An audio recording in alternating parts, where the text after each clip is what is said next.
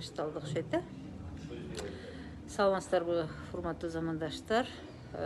Мен ошол кечээ социалдык тармакта бир топ замандаштар барыңыз эже сырттан туруп эле сүйлөй бербеңиз деген үчүн сөзүмө турайын деп жыйынга кирип чыктым. Чынында жыйын мен чыгып атканда бүтө элек эле.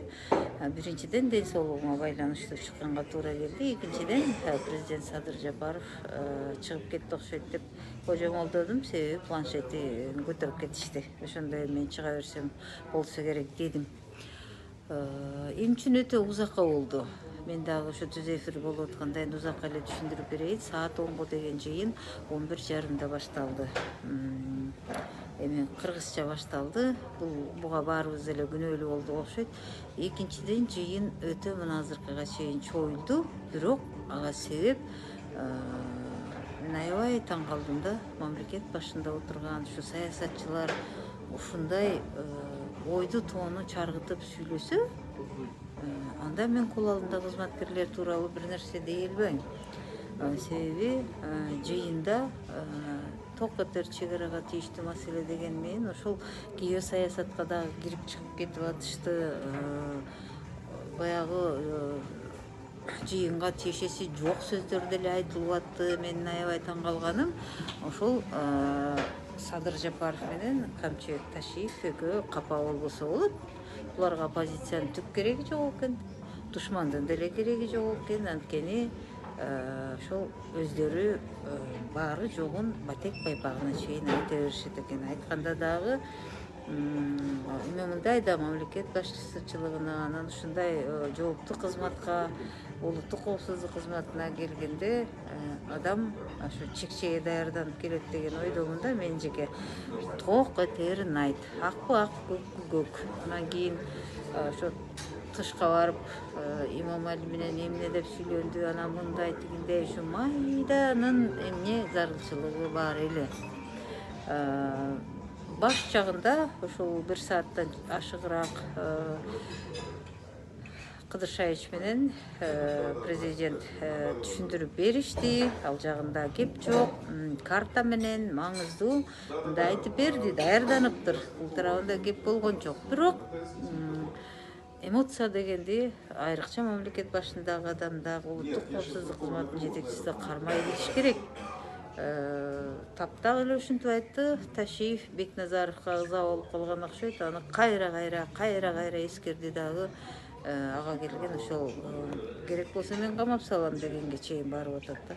Анан орто жерден ойлонуп кетти дагы. Ушу каршы чыгып аткандарды мен көрүп атам. Окуп атабы социалдык тармактардан. Ал бул деген сөздөрдү айтып келип, мен 5-6 оор мен сабашым да мүмкүн дегенге чейин сөздөрдү айтып атат. Эми бул жыйынга адамдарды чогултуп алып ошондой коркутуу формасында сүйлөгөн биринчиден уят. Анан майда ийне жибине чейин айтып беришкендери менен албетте каршы болуп барган тарап каршы болуп барат. Региондордон, Кадамжайдан, Жалал Абадтан, Оштон жана башка жанагы 19 гектардын ичине жер тийип аткан аймактардан жарандарды чакырып келишиптир. Аксакал, Көксакал, анын баарын кечээ аралаш, эки тарап тең аралаш кылуучу мейманканада улуттук коопсуздук кызматынын жанында кайсы мейманкана билбейм, баардыгын ошол жерге жайгаштырышкан экен. Бүгүн жыйынга катышып отурушту. Баланча айылдан барбы десе, барбыз деп атты. Алар чыккан тушта албетте ыраазычылык сөз сүйлөнүп атты. Анткени алган киши дайыма ыраазычылык айтат. Бир тал алма алып жесең дагы алма үчүн ыраазымын дейсиң, анткени сен алып атасың. Ал эми Кемпирабадтан келген жергиликтүү тургундар, алар аябай болушунча алар дагы өзүнүн пикирин айтканга аракет кылышты. Негизинен тараптар тең бири-бирине болгон маселени айтышты, бирок бир чечимге келишкен жок. Ал ошондой эле күтүлгөн. Бийлик кичине ойлонуш керек. Бийлик эң биринчиден элдик экен. Биз кол койгонго эле келдик, биз сүйлөшүп эле койдук, мына момундай болду, тигиндей болду деп эми анда бүгүнкү жыйынды кылыштын кажети жок эле, ошондой маанайда сүйлөштү да.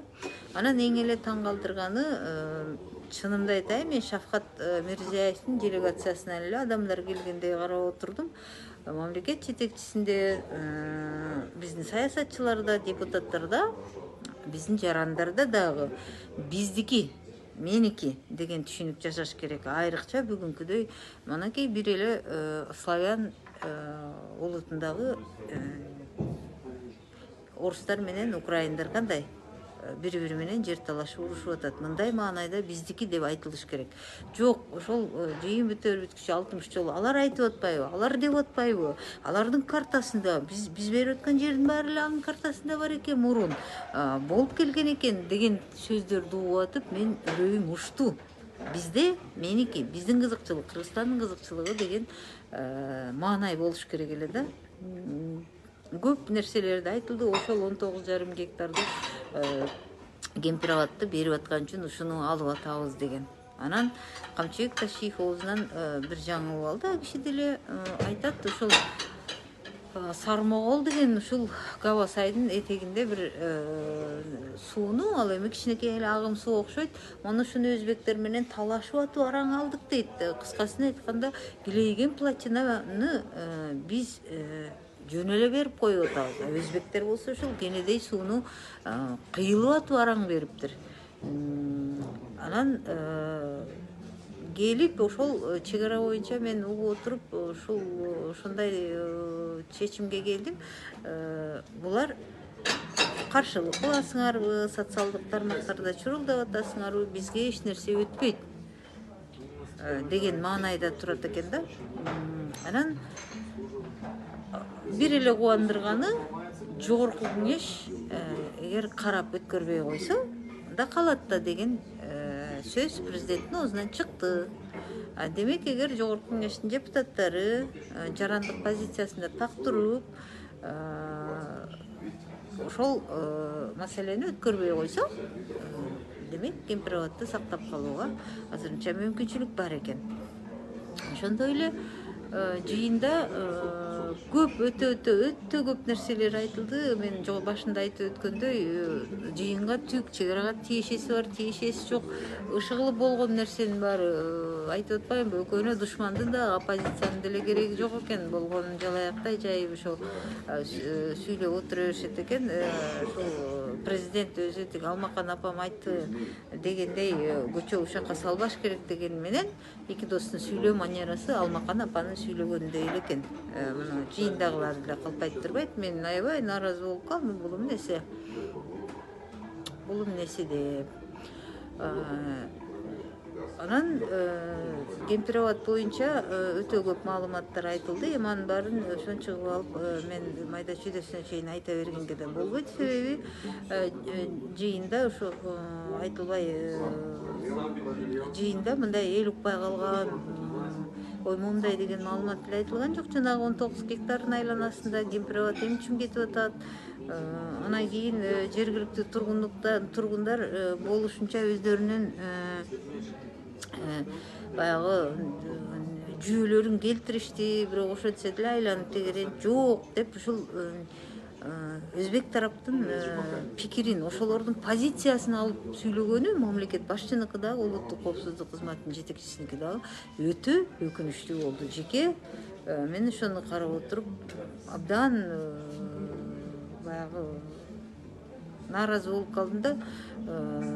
Анан